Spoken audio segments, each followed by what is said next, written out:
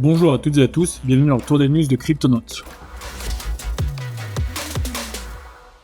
Est-ce la fin du Pi Network? C'est en tout cas bien parti pour l'être, comme on le voit dernièrement sur son cours qui est en chute libre et qui va bientôt atteindre un niveau le plus bas jamais atteint. Si on regarde depuis son premier listing en début d'année, il était descendu à 0,65, il est actuellement à 0,69, très proche des 70. Mais on peut le voir depuis le début du mois de mars et pendant un mois, il y a une chute énorme qui s'est notamment confirmée cette dernière semaine avec une chute de 25% en une semaine. Alors que s'est-il passé? On vous en avait parlé dans une autre vidéo, mais tout simplement le Pi Network est accusé de scam et n'arrive pas à prouver qu'il n'en est pas un. C'est notamment Benzo, le PDG de Bybit, qui a accusé le projet d'être un scam pyramidal, donc d'avoir un modèle proche du marketing pyramidal, donc qui est complètement une arnaque assez connue. Et Pi n'a pas réussi à prouver qu'il n'en était pas un, à avoir une défense solide,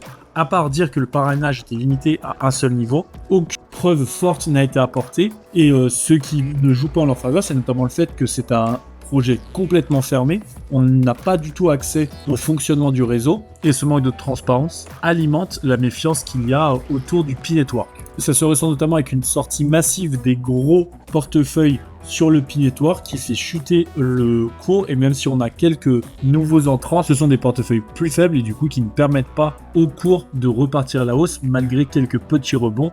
Comme on l'a vu, on est clairement sur une pente descendante depuis plusieurs semaines. Alors qu'est-ce qu'il reste au Pi Network pour s'en sortir? Eh bien, la mise à jour qui était annoncée pourrait les aider, avec notamment une migration vers un réseau principal, mais malheureusement, personne ne peut assurer que ça va vraiment sauver le projet et que le Pi Network va se relever et que le cours va repartir à la hausse. Un listing pourrait aussi permettre au Pi Network d'affirmer sa viabilité, mais comme je vous le disais, la méfiance est telle que pour le moment, aucune grosse entreprise sûre ne veut se lancer dans un listing du projet. Selon vous, est-ce que c'est le moment de vendre vos Pi ou est-ce que vous pensez qu'il faut continuer de les conserver si vous êtes optimiste pour le projet? Dites-nous ce que vous en pensez en commentaire et l'avenir nous dira quelle direction prendra ce projet qui s'annonçait comme très très prometteur et qui finalement s'est effondré. Un projet qui lui n'est pas un scam car il a fait un audit et comme on vous le dit quand on vous parle de projets en prévente ici, ce sont des projets